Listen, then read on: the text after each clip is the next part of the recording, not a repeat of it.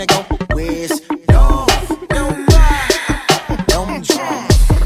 Kami dari kelompok 4 ingin mempresentasikan salah satu chapter dari buku yang berjudul Auditing and Assurance Services, edisi ke-13 karangan Alvin Arens dan kawan-kawan. Dalam kesempatan kali ini, kami akan membahas chapter 17 mengenai Audit Sampling for Test of Details of Balances. Pertama, saya akan menjelaskan perbandingan sampling audit untuk pengujian atas rincian saldo untuk pengujian pengendalian serta pengujian substantif atas transaksi. Risiko sampling maupun non-sampling merupakan hal yang penting bagi pengujian pengendalian, pengujian substantif atas transaksi, dan pengujian atas rincian saldo. Perbedaan utama antara ketiga jenis pengujian tersebut terletak pada apa yang ingin diukur oleh auditor. Yang pertama, jenis pengendaliannya, pengujian pengendalian yang diukur keefektifan operasi pengendalian internal. Yang kedua, jenis pengendaliannya, pengujian substantif atas transaksi. Yang diukurnya itu adalah keefektifan pengendalian dan kebenaran moneter transaksi. Yang ketiga, pengujian atas rincian saldo. Yang diukur adalah apakah jumlah dolar saldo akun mengandung salah saji yang material. Auditor melaksanakan pengujian pengendalian dan pengujian substantif atas transaksi. Yang pertama itu untuk menentukan apakah tingkat pengecualian populasi cukup rendah. Yang kedua itu untuk mengurangi penilaian risiko pengendalian dan karenanya mengurangi pengujian atas rincian saldo. Yang ketiga, untuk perusahaan publik guna menyimpulkan bahwa pengendalian telah beroperasi secara efektif demi tujuan audit pengendalian internal atas laporan keuangan. Ada 3 jenis metode sampling yang digunakan untuk menghitung salah saji saldo akun dalam dolar yang dibahas pada bab ini. Yang pertama yaitu sampling non-statistik, yang kedua sampling unit moneter, dan sampling variabel. Selanjutnya saya akan menjelaskan sampling non-statistik. Ada 14 langkah yang diperlukan dalam sampling audit untuk pengujian atas rincian saldo. Yang pertama itu merencanakan sampel. Dalam merencanakan sampel, yang pertama menyatakan tujuan pengujian audit, yaitu auditor akan mengambil sampel untuk pengujian atas rincian saldo guna menentukan apakah saldo akun yang sedang diaudit telah dinyatakan secara wajar. Salah saji yang dapat ditoleransi mendefinisikan salah saji yang material. Yang kedua, memutuskan apakah sampling audit dapat diterapkan, yaitu sampling audit dapat diterapkan setiap kali auditor berencana membuat kesimpulan mengenai populasi berdasarkan sampel. Walaupun auditor sering kali mengambil sampel dari banyak akun, dalam beberapa situasi sampling tidak dapat diterapkan. Yang ketiga, mendefinisikan salah saji, yaitu ketika mengaudit piutang usaha, setiap salah saji pada saldo pelanggan klien yang dimasukkan dalam sampel auditor merupakan suatu salah saji.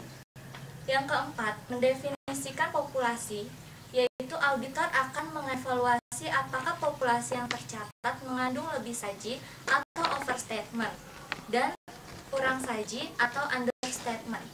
Auditor memisahkan populasi ke dalam 2 atau lebih subpopulasi sebelum menerapkan sampling audit. Disebut sebagai sampling berstratifikasi atau stratified sampling, di mana subpopulasi disebut sebagai strata. Sebagai contoh, kita akan mengambil 40 sampel. Kita akan membaginya menjadi 3 strata. Strata yang pertama, itu kriteria strata lebih dari 15.000 dolar. Jumlah dalam populasinya ada 3. Dolar dalam populasinya berjumlah 88.955 dolar. Untuk strata yang kedua, itu antara 5.000 dolar sampai 15.000 dolar. Jumlah dalam populasinya ada 10. Dolar dalam populasinya berjumlah 71.235. Untuk strata yang ketiga, kriteria stratanya kurang dari 15.000 dolar. Jumlah dalam populasinya ada 27. Dolar dalam populasinya berjumlah 47.105 dolar. Langkah selanjutnya yaitu mendefinisikan unit sampling.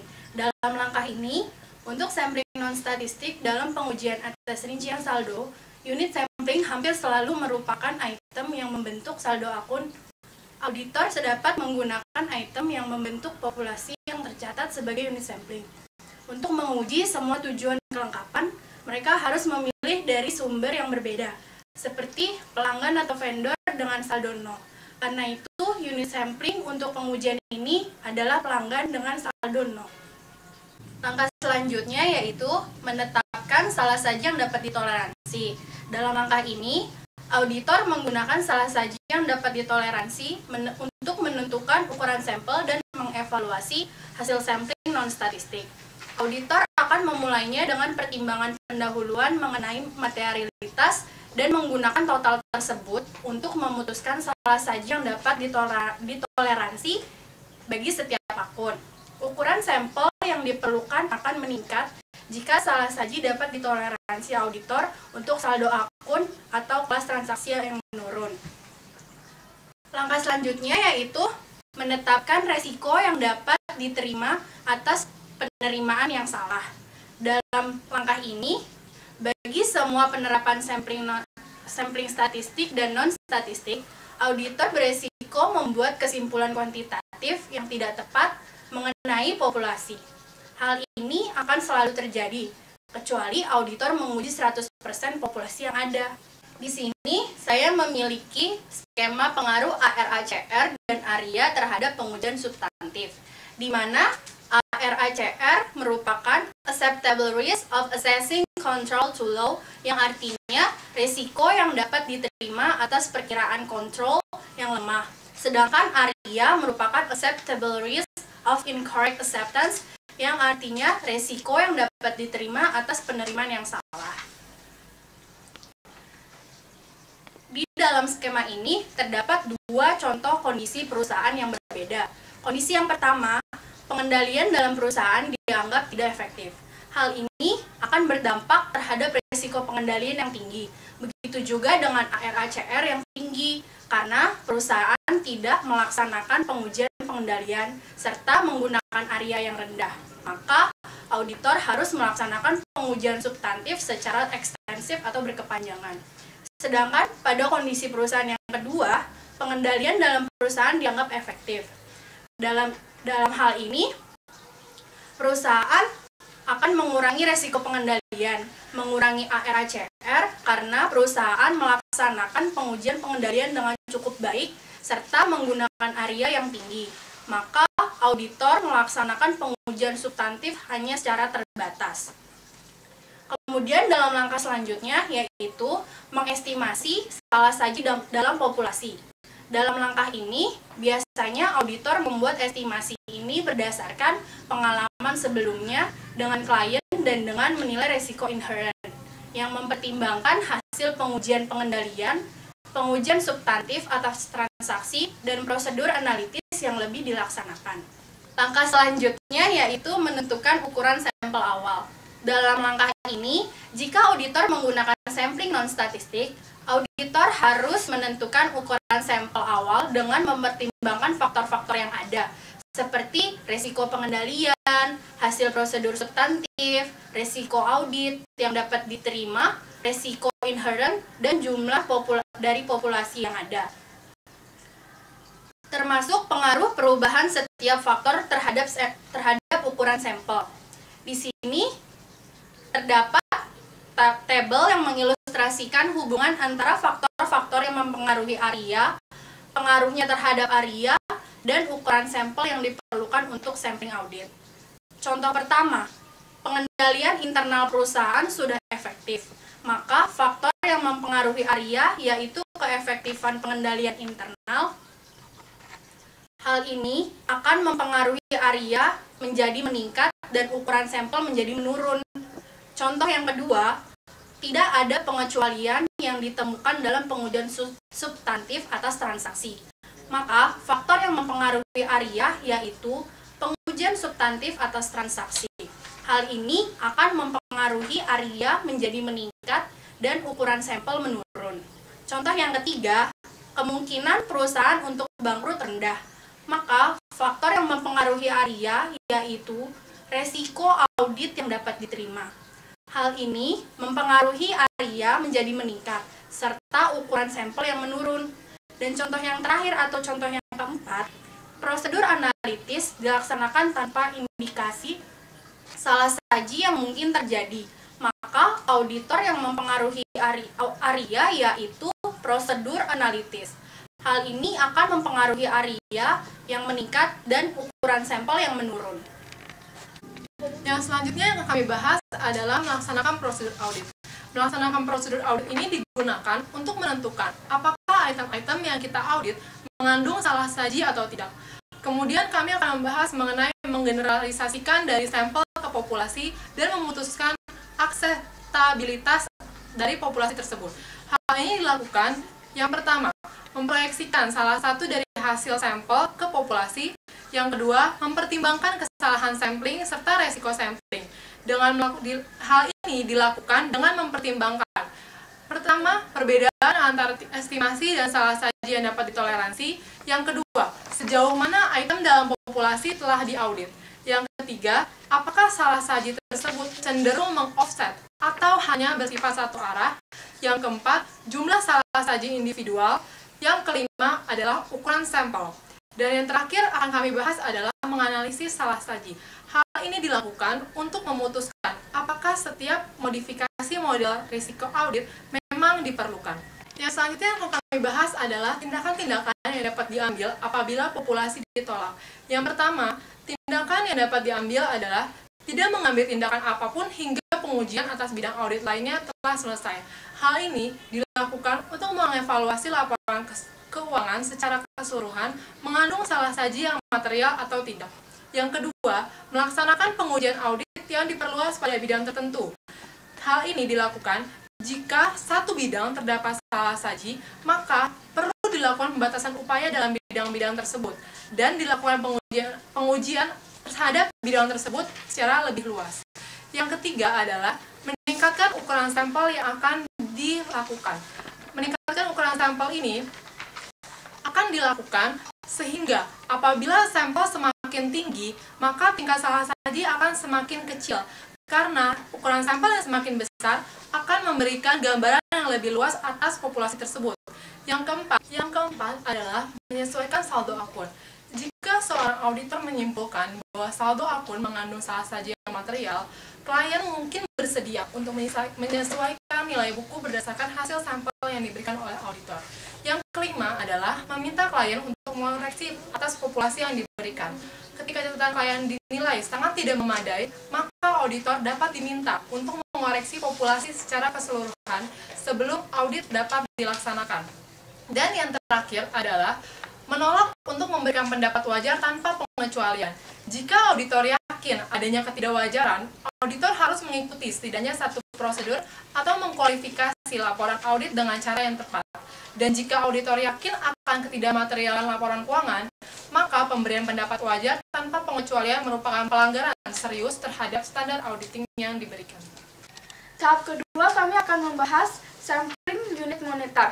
Sampling unit monitor yaitu inovasi dalam metodologi sampling statistik yang dikembangkan secara khusus untuk digunakan oleh auditor. Kunci untuk memahami MUS adalah bagaimana kita memahami perbedaan tersebut.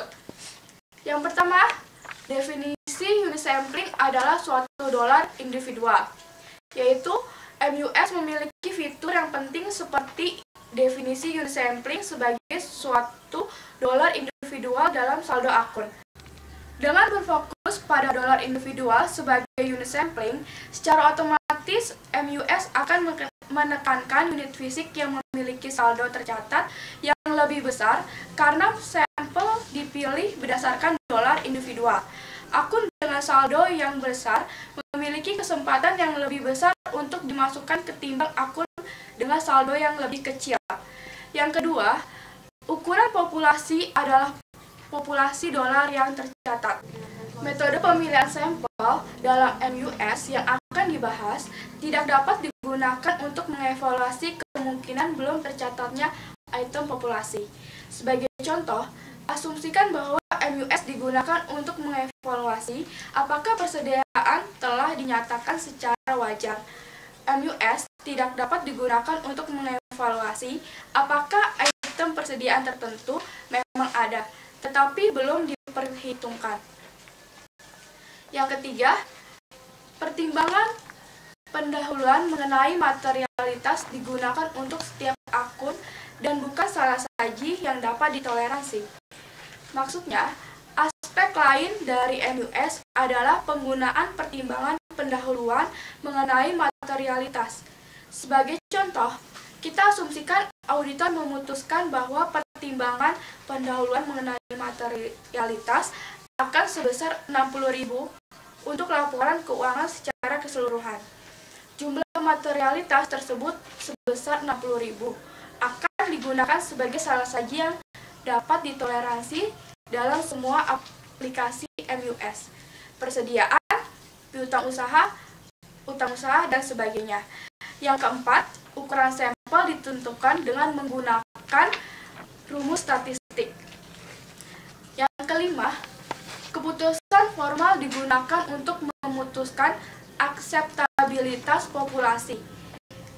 Maksudnya, aturan keputusan yang digunakan untuk MUS serupa dengan yang digunakan untuk sampling non-statistik. Tetapi hal tersebut cukup berbeda dengan pembahasan tentang keunggulannya.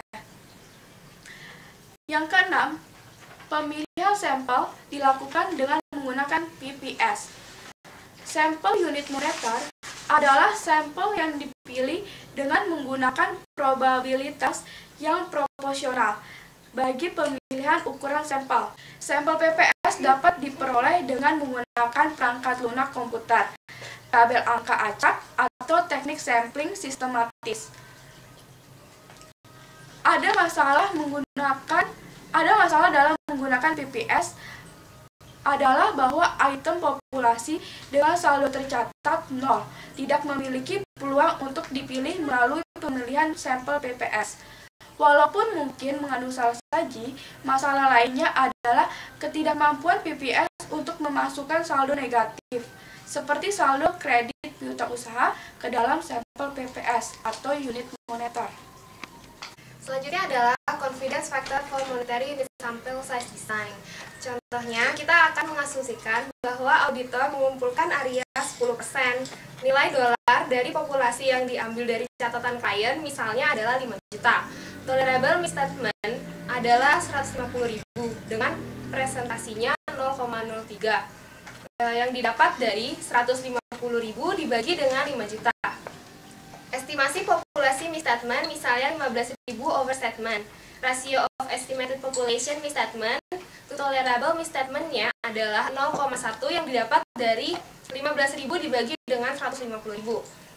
Kemudian di sini ada tabelnya yang untuk menentukan confidence factor-nya. Di situ kita lihat area yang kita dapat tadi adalah 10%. Dan rasio to expected tolerable misstatement adalah 0,1. Maka kita dapat confidence factor-nya sebesar 2,77. Kemudian kita dapat menentukan sample size-nya, yaitu dengan cara confidence factor dibagi dengan tolerable misstatement as percentage of presentation value, yaitu 2,77 dibagi dengan 0,03, yang hasilnya adalah 93. Kemudian kita dapat menentukan sampling interval, yang didapat dari 5 juta dibagi dengan 93, yaitu 53.763. Confidence factor for monetary unit sample size evaluation. Misalkan auditor mengonfirmasikan populasi piutang untuk kebenaran moneter. Total dolar penduduknya adalah 1.200.000 dan diperoleh konfirmasi sampel 100. Kemudian tidak ada salah saji yang ditemukan dalam sampel. Asumsi area adalah 5%. Confidence factor kita bisa lihat dari tabel confidence factor for monetary sample size design. Di sana tidak ada misstatement-nya. Lalu area yang kita pakai adalah 5%. Lalu kita bisa lihat yaitu confidence factor-nya adalah 3. Sampling interval sebesar 12.000 didapat dari 1.200.000 dibagi dengan 100 item sampel. Upper misstatement bound-nya kita dapat ketahui yaitu 12.000 dikali dengan 3 sama dengan 36.000 dolar. Batas atas bila tidak ada misstatement yang ditemukan juga disebut sebagai presisi dasar dan merupakan jumlah minimum untuk resiko sampling yang melekat dalam sampel. Misalnya, karena tidak ada misstatement yang ditemukan, salah saji yang diproyeksikan adalah 0. Sebuah penyisihan resiko sampling sama dengan upper misstatement dari 36.000. Selanjutnya adalah 20% of misstatement. Kita dapat memperolehnya dari misstatement dibagi dengan recorded amount. Di situ ada yang tidak diisi karena lebih besar dari batas intervalnya, yaitu 12.000. Selanjutnya adalah perhitungan dari projected misstatement and allowance for sampling risk. Data incremental change in confidence factor itu didapat dari perubahan confidence factornya, yaitu 3, dan di bawahnya nomor 2 itu adalah 4,75. Jadi 4,75 dikurangi dengan 3 sama dengan 1,75. Kemudian number of misstatement 2, yaitu 6,30, didapat dari 6,30 dikurangi dengan 4,75, yaitu 1,55.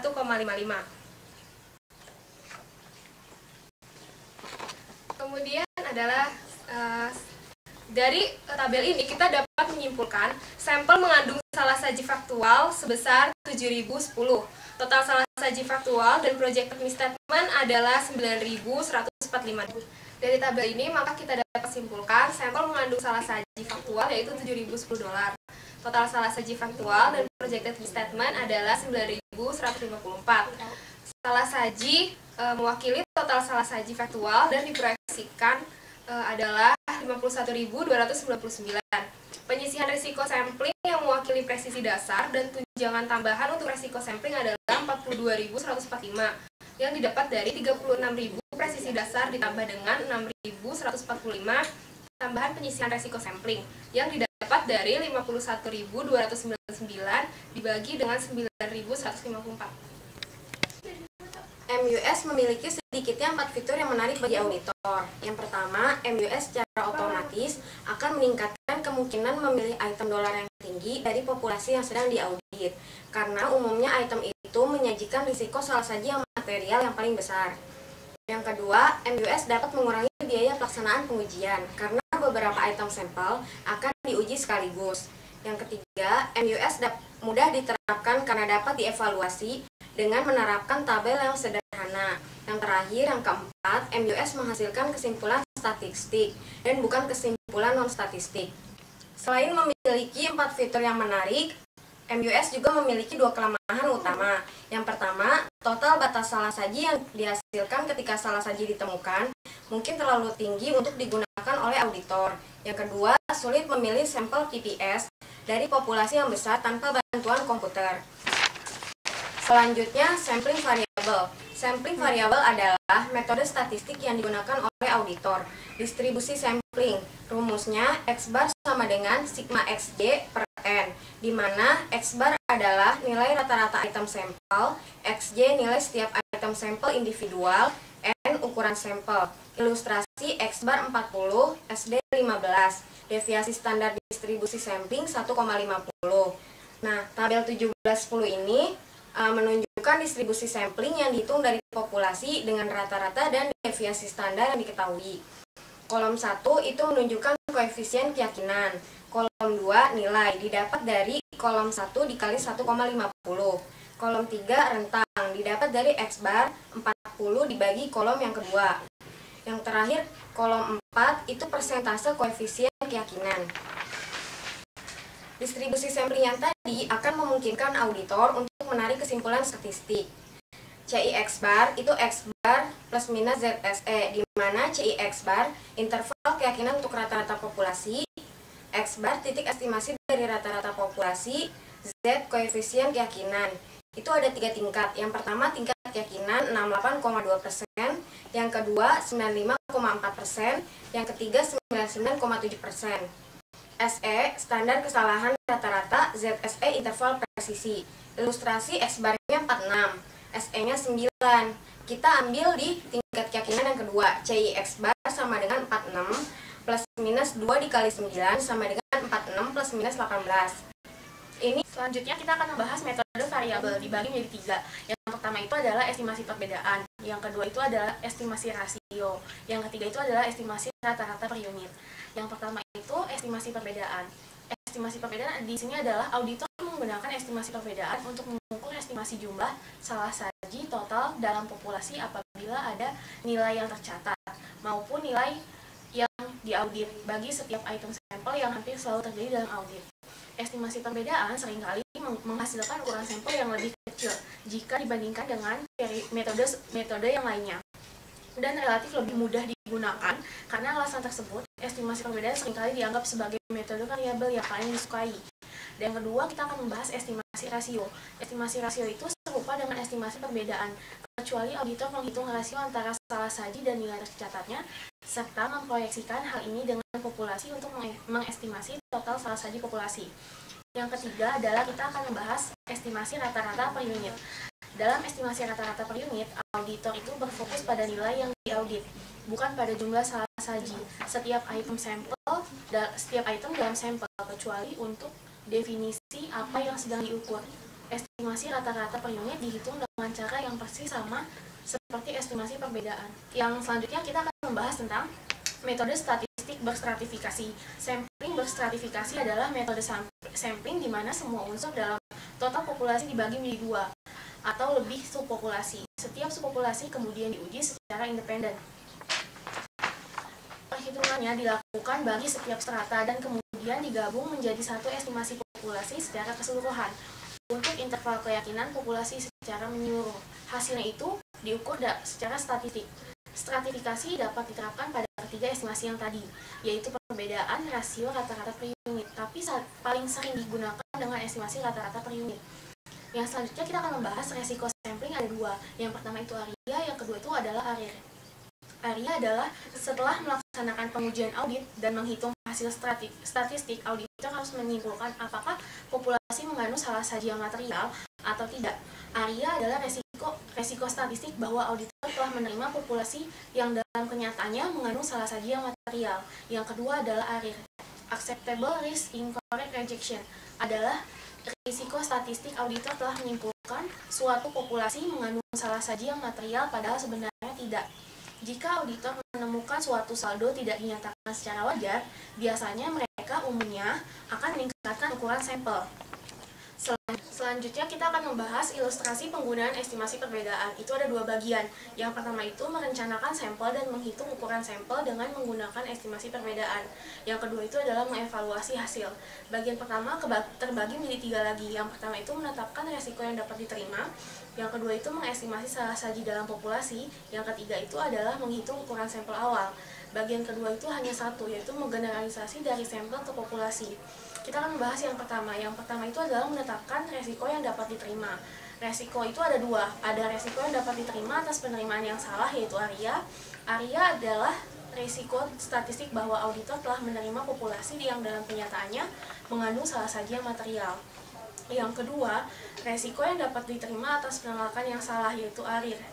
Adalah resiko statistik bahwa auditor telah menyimpulkan suatu populasi mengandung salah saji yang material, padahal sebenarnya tidak. Yang selanjutnya kita akan membahas ARIR itu hanya akan mempengaruhi tindakan auditor jika mereka menyimpulkan bahwa populasi tidak dinyatakan secara wajar. Jika auditor menemukan suatu saldo tidak dinyatakan secara wajar, mereka umumnya akan meningkatkan ukuran sampelnya. Nah, yang kedua itu kita akan melanjutkan dengan mengestimasi salah saji dalam populasi. Estimasi ini memiliki dua bagian, yaitu estimasi titik atau estimasi yang diharapkan.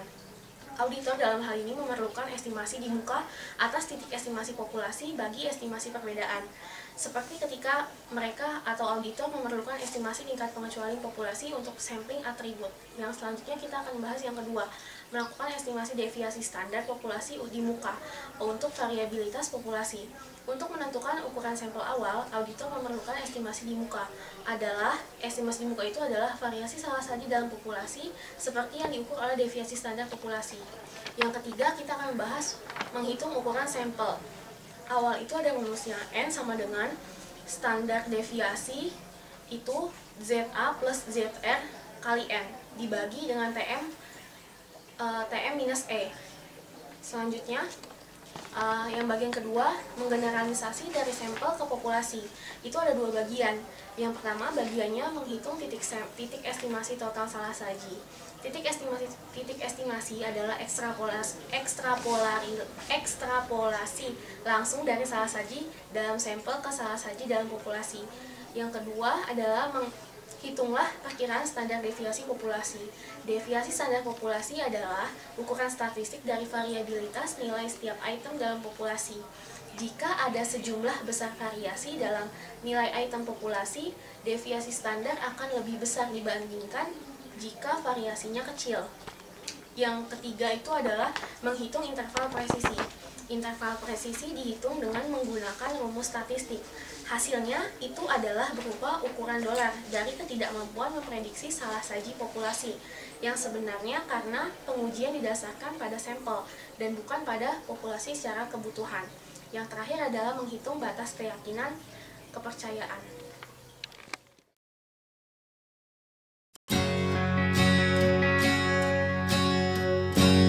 We were as one, babe, for a moment in time, and it seemed everlasting that you would always be mine.